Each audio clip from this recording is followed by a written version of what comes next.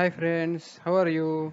चलिए आज हम बात करने वाले हैं कुछ इम्पोर्टेंट फैक्टर्स के बारे में जो आपने कंसिडर करने चाहिए जब भी आप कोई इन्वेस्टमेंट डिसीजंस ले। इसके साथ ही मैं आपको अलग अलग इन्वेस्टमेंट ऑप्शंस के बारे में बताने वाला हूँ, उसको हम एनालाइज करने वाले हैं और इसके साथ ही मैं आपको कुछ स्मार्ट टिप्स भी देने वाला हूँ। तो चलिए ज़्यादा टाइम वेस्ट नहीं करता हूँ, हम लोग शुरू करते हैं। तो इससे पहले मैं अपनी बातें शुरू करूँ, एक इम्पोर्टेंट डिस्क्लेमर देना चाहता हूँ। यहाँ जो भी मैं बात करने वाला हूँ ये सब बातें आपको सिर्फ एजुकेट करने के लिए है। ये मेरे पर्सनल ओपिनियंस है और जब भी आप कोई इन्वेस्टमेंट डिसीजंस ले तब आपने आपका स्टडी करना है और आपके अच्छे से कोई फाइनेंशियल एडवाइजर्स को कंसल्ट करना है। तो चलिए दोस्तों शुरू करते हैं। जैसे कि मैंने कहा था, आज हम कुछ इंपॉर्टेंट फैक्टर्स के बारे में बात करने वाले हैं जो आपने कंसिडर करना चाहिए। तो फर्स्ट इंपॉर्टेंट फैक्टर है रिटर्न्स। रिटर्न्स मतलब मैं अगर 100 रुपए कहीं पे इन्वेस्ट करने वाला हूँ तो उसके बाद में मुझे कितना पैसा मेरा ग्रो होने वाला है।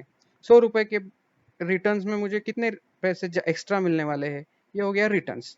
तो रिटर्न्स अलग अलग टाइप के हो सकते हैं। जहाँ पे मैं एफडी करता हूँ इंटरेस्ट मिलता है, शेयर्स में इन्वेस्ट करता हूँ, म्यूचुअल फंड में इन्वेस्ट करता हूँ, वहाँ पे मुझे डिविडेंड मिलता है, रियल एस्टेट में इन्वेस्ट करता हूँ मुझे रेंटल इनकम मिलता है, या मेरे कैपिटल अप्रिशिएशन भी होता है, मार्केट वैल्यू मेरा बढ़ जाता है।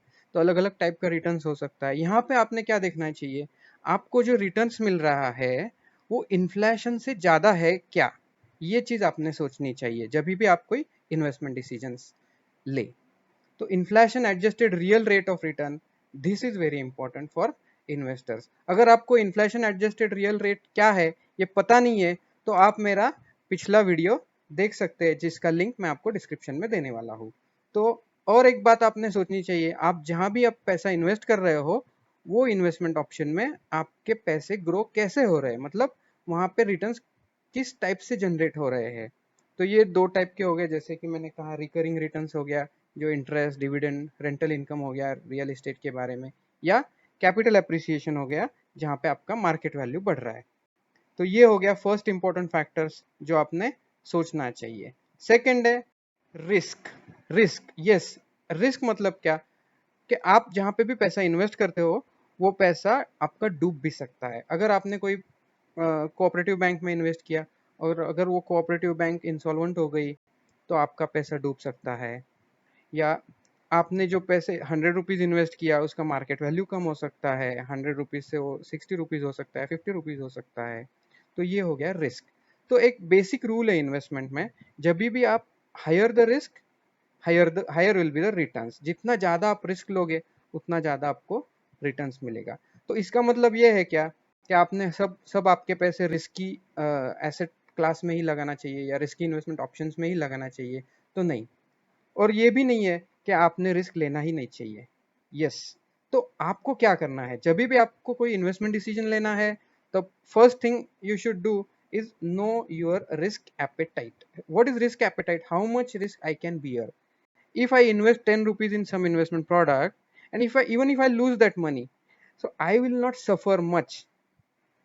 So then yes, I can take a decision to invest my 10 rupees. But whether that much risk I can take, so this you should first know. तो ये आपने देखना है। और जहाँ पे भी आप आपका पैसा इन्वेस्ट कर रहे हो, सेकंड चीज ये इंपॉर्टेंट है, तो वहाँ पे कौन कौन से टाइप के रिस्क इन्वॉल्व है। अगर आप आपका पैसा स्टॉक मार्केट में इन्वेस्ट कर रहे हो तो यस, यहाँ पे मार्केट वैल्यू कम ज़्यादा होते रहता है शेयर्स का, तो यहाँ पे रिस्क है, मार्केट रिस्क है। आप आपका पैसा रियल इस्टेट में इन्वेस्ट कर रहे हो, यस, आपके रियल इस्टेट का प्राइस कम हो सकता है, मार्केट रिस्क है। आप आपका पैसा कोई कोऑपरेटिव बैंक में इन्वेस्ट कर रहे हो, वहाँ पे रिस्क है, वो पैसा डूब सकता है, बैंक डूब सकती है। तो ये हो गया रिस्क। तो ये आपने देखना चाहिए कि आपने जो इन्वेस्टमेंट क्लास में आप पैसा लगा रहे हो वहाँ कौन से टाइप के रिस्क है। और सेकंड इंपॉर्टेंट थिंग इज आपका रिस्क एपेटाइट कितना है, आप कितना रिस्क ले सकते हो। है liquidity. Yes, what is liquidity? Liquidity मतलब आपके पैसे आप इजीली विड्रॉ कर सकते हो क्या, एबिलिटी टू विड्रॉ मनी जब ये भी आपको जरूरत है।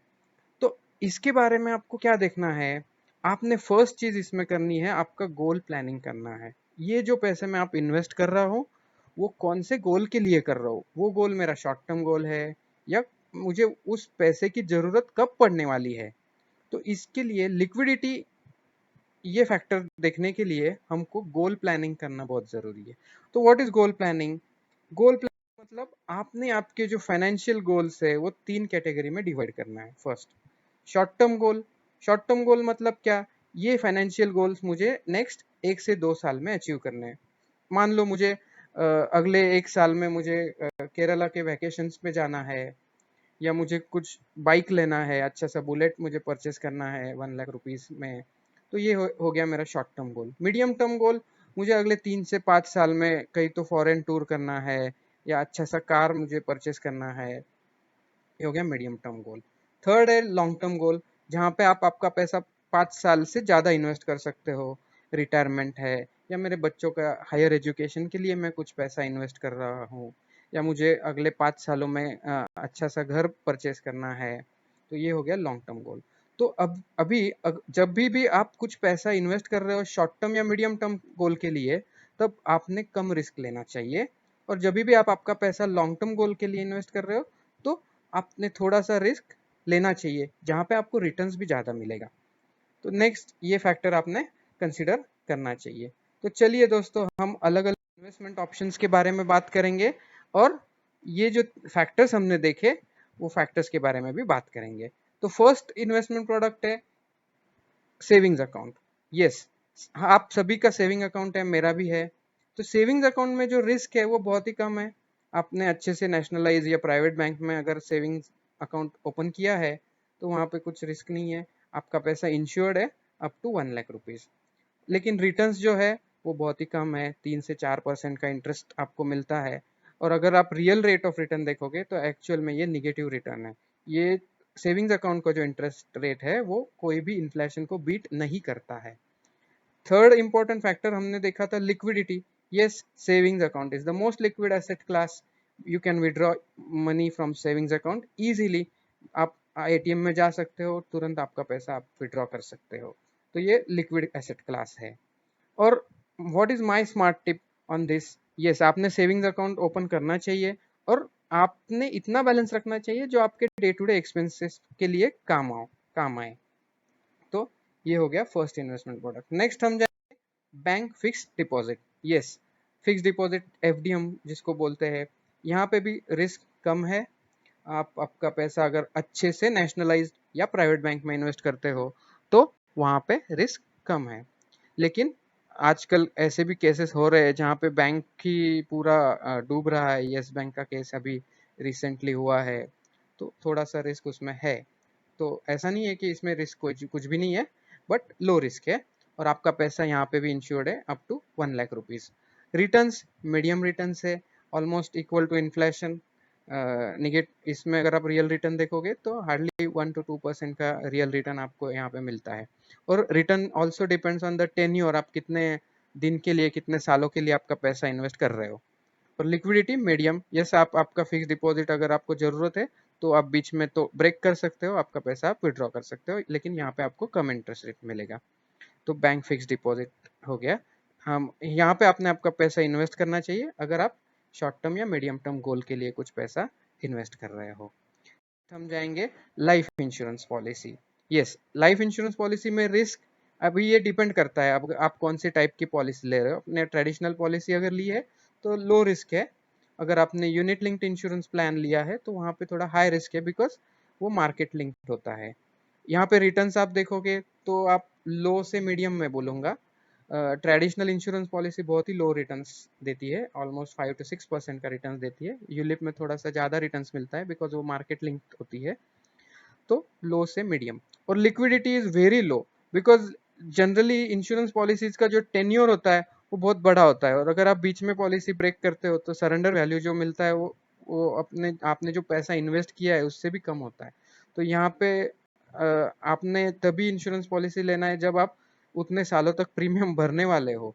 अगर आप बीच में ही पॉलिसी ब्रेक करते हो तो आपका वहाँ पे लॉस ही होने वाला है। तो मेरा स्मार्ट टिप इस पर क्या है, आपने टर्म इंश्योरेंस प्लान लेना चाहिए अगर आप एक अर्निंग मेंबर हो और आपके ऊपर आपकी फैमिली डिपेंडेंट है।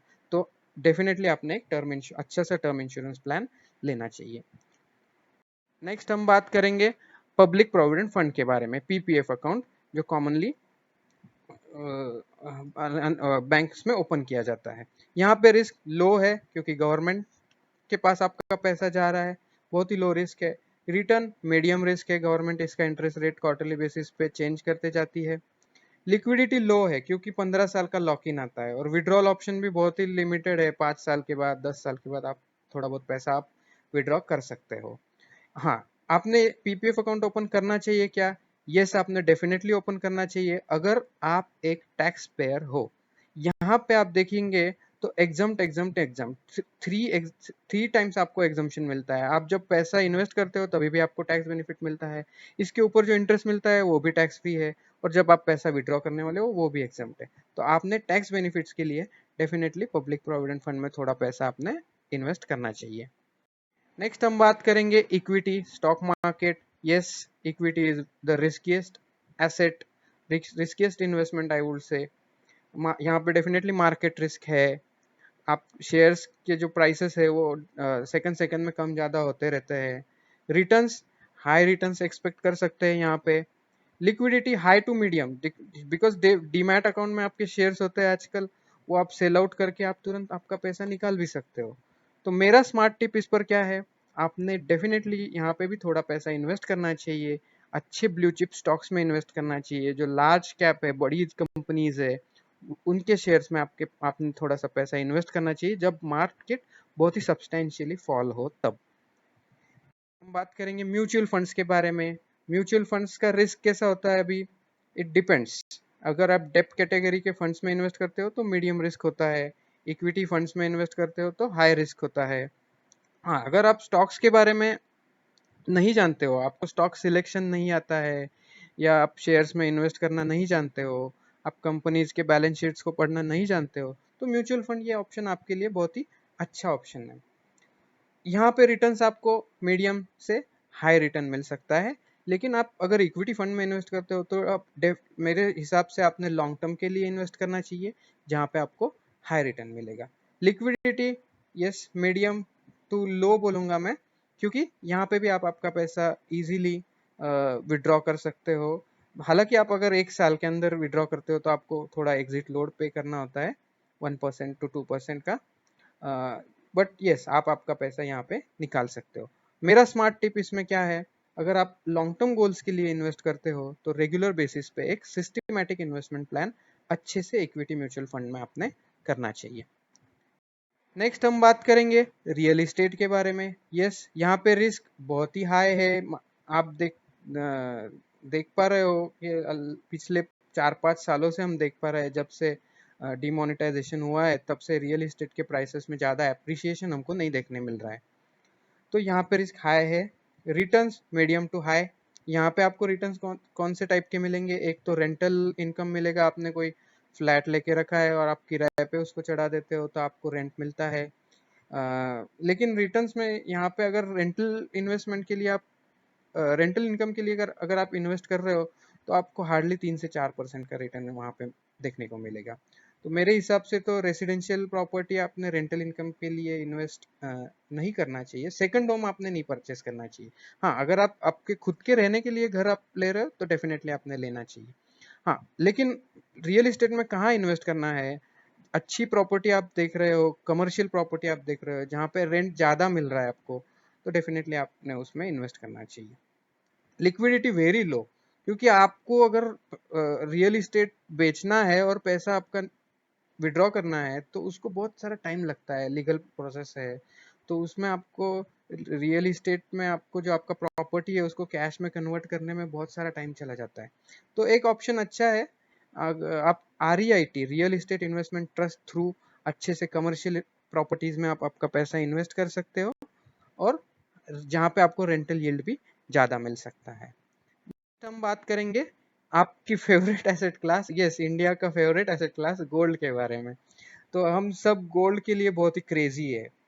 हम सब विमेन के लिए तो एक उनका प्रेस्टीज वैल्यू उनका बढ़ जाता है जब हम वो गोल्ड पहनती है।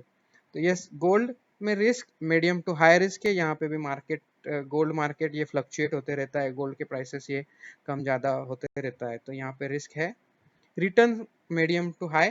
आपको अच्छा रिटर्न मिल सकता है या हाई रिटर्न भी मिल सकता है, डिपेंड, मार्केट लिंक्ड है तो यहाँ पे भी उस हिसाब से आपको रिटर्न मिलेगा। लिक्विडिटी हाई है क्योंकि यस आपके पास अगर फिजिकल गोल्ड है, आप ज्वेलर के पास जाके तुरंत उसको बेच सकते हैं, हाँ, लेकिन उसमें आपका कुछ चार्जेस कट जाएगा, तो वो आपको देखना पड़ेगा।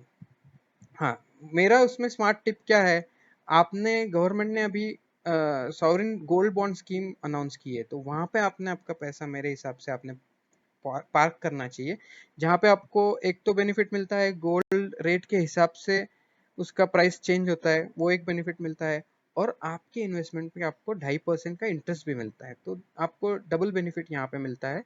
तो मेरे हिसाब से गोल्ड को आप अगर इन्वेस्टमेंट ऑप्शन देख रहे हो तो definitely sovereign gold bond scheme, ये गवर्नमेंट की एक अच्छी सी स्कीम है जहाँ पे आपने इन्वेस्टमेंट करना चाहिए। So thank you guys. That's all for today. How was this video? Please आपने आपके कमेंट्स मुझे दीजिए। आप आपको अगर वीडियो पसंद आया तो डेफिनेटली लाइक बटन प्रेस कीजिए, अगर नहीं पसंद आया तो डिसलाइक बटन प्रेस कीजिए, लेकिन कुछ तो कीजिए। और डेफिनेटली आपको अगर मेरी बातें पसंद आ रही है तो ये सब वीडियोस आप आपके फ्रेंड्स, कलीग्स, रिलेटिव्स के साथ शेयर कीजिए। मेरे चैनल को अभी तक सब्सक्राइब नहीं किया है तो सब्सक्राइब कीजिए। Thank you. बाय।